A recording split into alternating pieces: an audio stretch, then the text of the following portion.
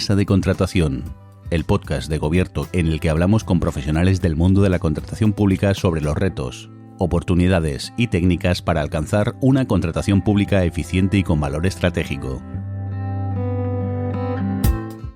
Hola, ¿qué tal estáis? Os damos la bienvenida una vez más a Mesa de Contratación, el podcast que hacemos en Gobierto con profesionales del mundo de la contratación pública para facilitar el trabajo de todas aquellas personas que nos dedicamos a este tema.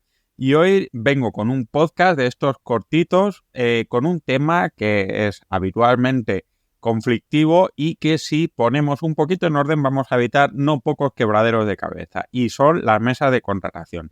Tengo conmigo a Rafa Sánchez. Hola Rafa, ¿qué tal? Muy buena, ¿qué tal? Rafa, que es vicesecretario del Ayuntamiento de Alcalá la Real, que ya estuvo por aquí hablándonos de cómo guiar a los electos la toma de contacto con nuestro ámbito de trabajo, cosa que no siempre es fácil, pero casi siempre es divertida. Viene a darnos unos cuantos consejos de cómo evitar ese tipo de problemillas, situaciones, errores que complican la vida en una mesa de contratación, bien a la mesa, bien al contrato, bien a todos los implicados en el proceso. Así que Rafa, la pantalla es tuya, cuéntanos. Pues muchas gracias, Sergio, de nuevo por la oportunidad.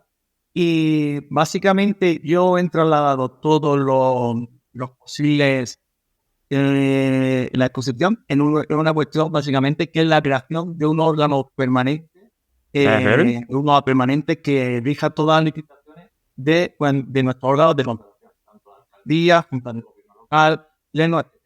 ¿Por qué ese órgano permanente? Porque cuando creamos una cosa para que tenga duración en el tiempo, al final lo que al principio se convierte en fallo, luego cuando todo el mundo conoce cómo va el procedimiento, esos fallos cada vez son más rápidos y cada vez son menos, y cada vez la actuación de la propia mesa de contratación es más rápida. Así, por ejemplo, en los dos ayuntamientos, tanto Montevideo como en Alcalá, hemos creado siempre un OA permanente, y además también ese OA permanente se ha aplicado siempre por ser compuesto por funcionarios públicos. ¿Por qué por funcionarios públicos? Porque principalmente son los que mejor capacitados están en el ayuntamiento, así como hay una serie de miembros que son obligatorios, como por ejemplo el inspector, el secretario, etcétera.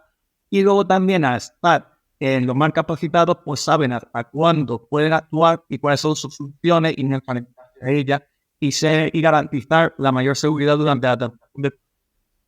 Entonces, una vez que tenemos ese OA creado de forma permanente y creemos que es el lugar idóneo para la profesionalización de la mesa de contratación y de una contratación pública profesionalizada, se van a evitar posibles problemas como, por ejemplo, que un vocal de la mesa de contratación haya sido quien ha firmado el pliego de prescripciones técnicas, cuestión que ya tenemos varias resoluciones que nos pueden formar. O, por ejemplo, cuando tenemos que pedir un informe al redactor del pliego de prescripciones técnicas y ese redactor está en esa mesa de contratación, porque no se puede ser juez ni parte. Entonces, con esas cuestiones, la propia mesa va a saber cuándo va a tener que actuar, y como también hay unos suplentes, pues si el redactor de ese pliego de prescripciones técnicas es vocal titular, pues tiramos del suplente. Si el suplente no está y hay quórum, se puede cerrar. Una vez que tenemos eso, tenemos que tener en cuenta que nuestro entorno ha cambiado con la ley de contratos nuevos. Es decir, antes estábamos en un entorno analógico donde va a haber una serie de problemas que, por ejemplo, era común de abrir el sobre de criterio automático antes de escuchar valor, por ejemplo.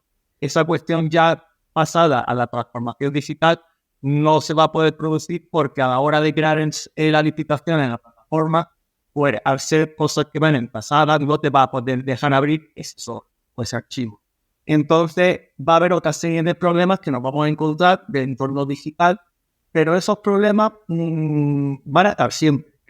La plataforma de contratación del sector público al final es una herramienta para dar causa a un procedimiento, pero no es el fin en sí mismo. Entonces, esa herramienta no es un entorno muy favorable para nosotros, sino que es una selva, básicamente, donde nos vamos a encontrar pequeños problemas y donde, en función de esos problemas, si vamos a ese órgano permanente, va a saber cómo responder a esos problemas. Es decir, sabe ya si esa licitación, y si nos encuentra un problema, a lo mejor ese mismo le ha surgido 3 meses anteriores, 2 meses, entonces va a saber cómo actuar. Si tenemos un órgano cada vez nuevo, pues ese problema va a ser siempre nuevo. Por eso, eso lo evitaríamos. Entonces, lo ideal que es, pues si hay posibilidad de formarse en la plataforma de contratación del sector público, es muy idónea, pues, y si no, al final, ese ensayo-error pues, va a tener lugar en una licitación pública, pues con las posibles consecuencias normalmente que se pueden dar respecto a terceros. Normalmente esas consecuencias la plataforma siempre deja dar marcha atrás, salvo cuando se excluye a un licitador.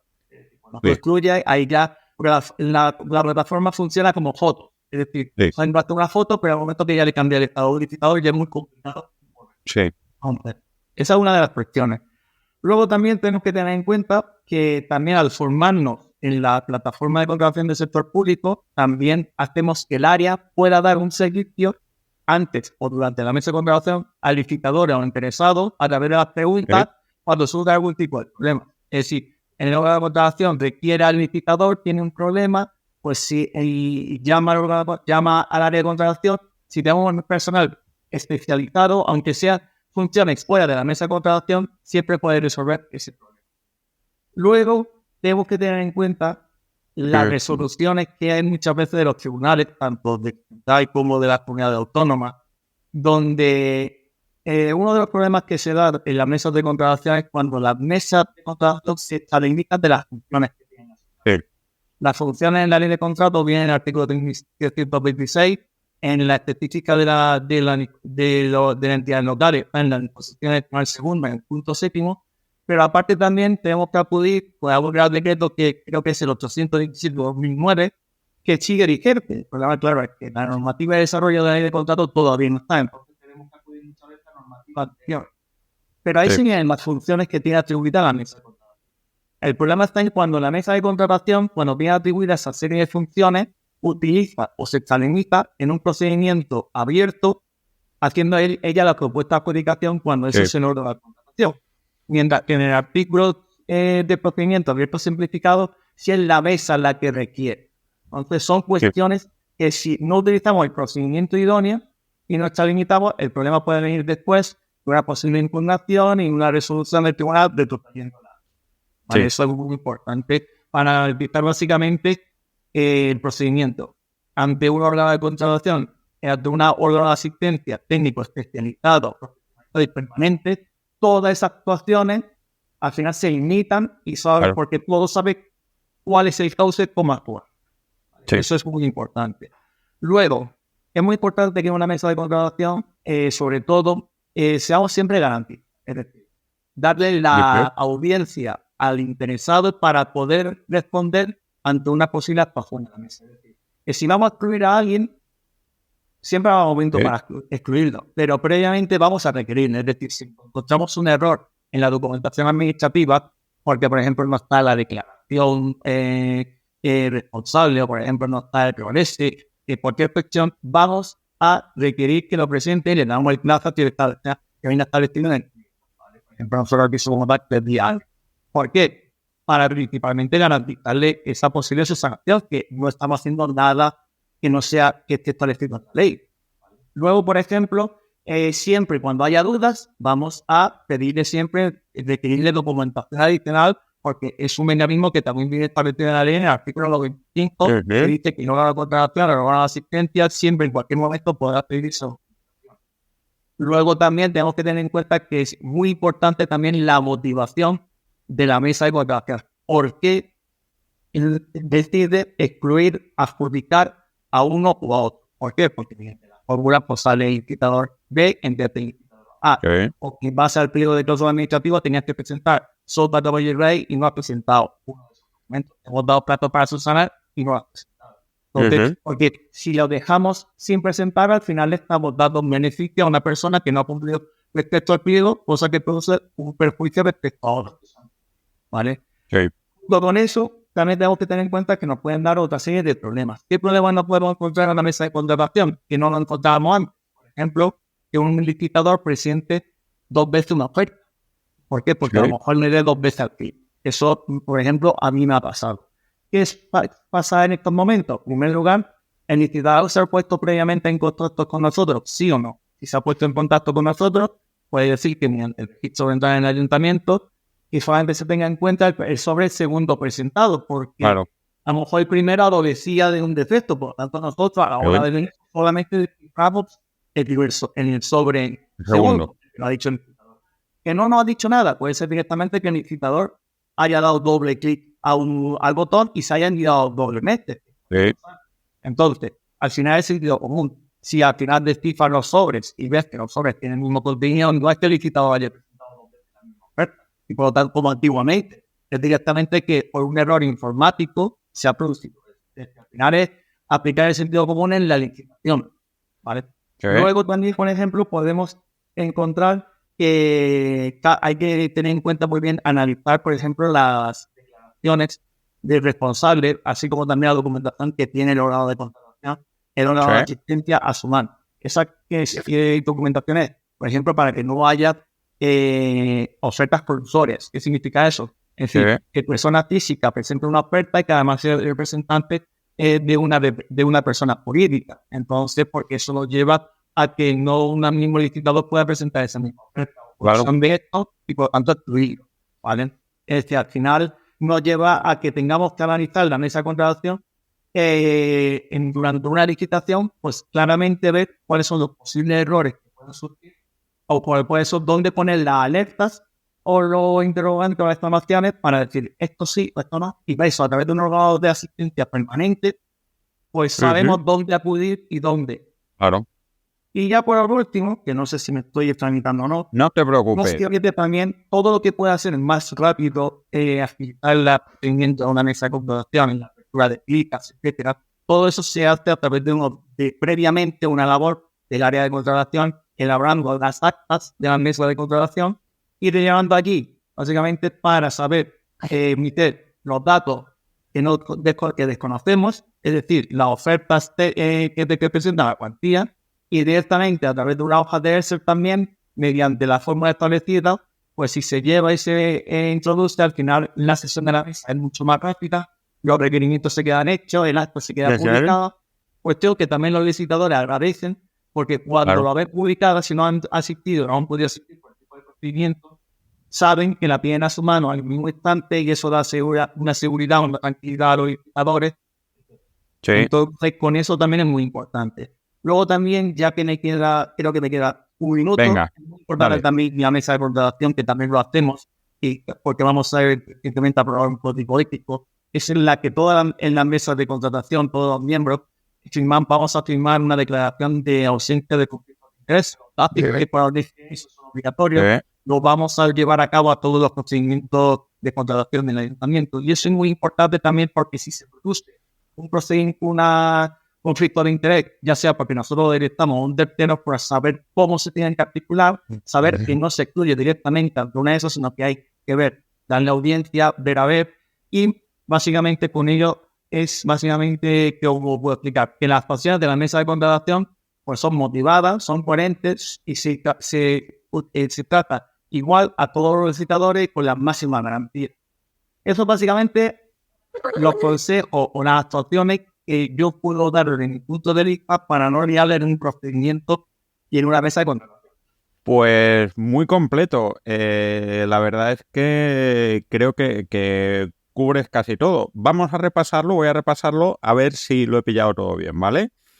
Si en algo me he equivocado, tú me dices. Pero bueno, lo primero y fundamental, gestionar una mesa de contratación permanente, a ser posible, con funcionarios y funcionarias públicas, que minimiza el riesgo de cometer errores no previstos, genera un conocimiento, una especialización, una profesionalización de este instrumento y que por lo tanto va a dar más seguridad. En segundo lugar, hay que partir de la idea de que ya no trabajamos con papel y todas las peculiaridades que tenía la gestión de ofertas y propuestas en papel ya no son las que tenemos, pero sin embargo tenemos, ahí va nuestro tercer consejo, que manejar la plataforma de contratación del Estado. Hay que tener un conocimiento de cómo funciona, lo que facilita su manejo y evita pequeños errores e incluso puede servir como instrumento de apoyo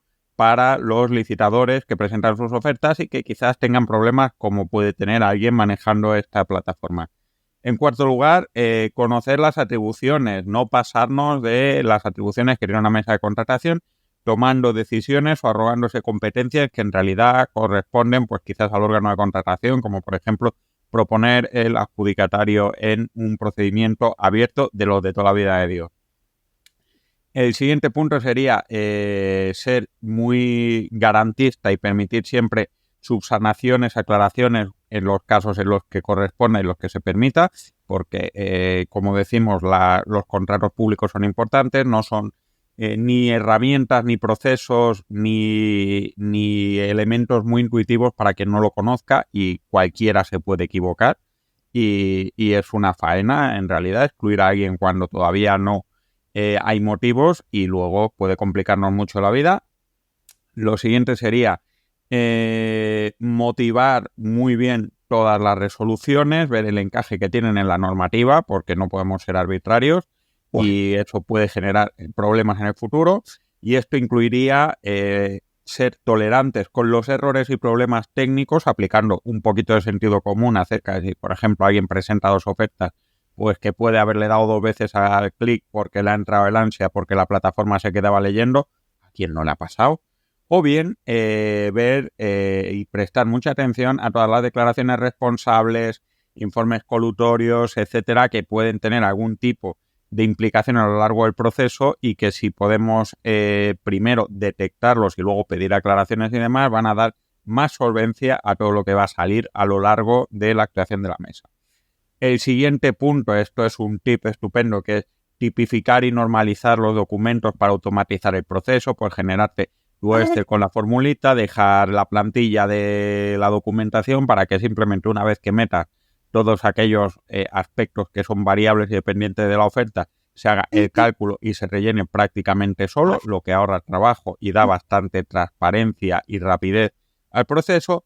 Y por último, y no por ello menos importante, no quedarnos solo con las DACI de los proyectos de los fondos Next Generation que nos han implicado hoy con Minerva, sino hacerlas extensivas, que no tienen por qué significar excluir a las personas de la mesa de contratación siempre, sino que garantiza una transparencia y una igualdad de condiciones y de oportunidades a todas las personas, y sobre todo esto yo creo que es importante en municipios pequeños y medianos donde es relativamente fácil tener un primo segundo que tiene una empresa que se presenta a una licitación, y si no hacemos esto normalizado, pues siempre vamos a tener esa sospecha que queda en la cola del pescado de a este le han dado el contrato porque es primo segundo del secretario de la mesa. ¿Lo he pillado bien? Yo creo que está bien como resumen. Pues estupendo. Yo creo que con estos consejitos podemos evitar muchos problemas a los órganos de contratación, a las mesas, a los empleados públicos que forman parte de ellas y también a los licitadores que se encuentran con sus dudas y sus problemas habitualmente y que luego pues la cosa se emborrona. Rafa, muchísimas gracias. Nada. Gracias a vosotros como siempre. Y a todos los demás, os veo en la próxima mesa de contratación, que no sabemos si será más larga o más corta, pero desde luego mejor no será porque esta ya ha sido estupenda en sí misma. ¡Hasta luego!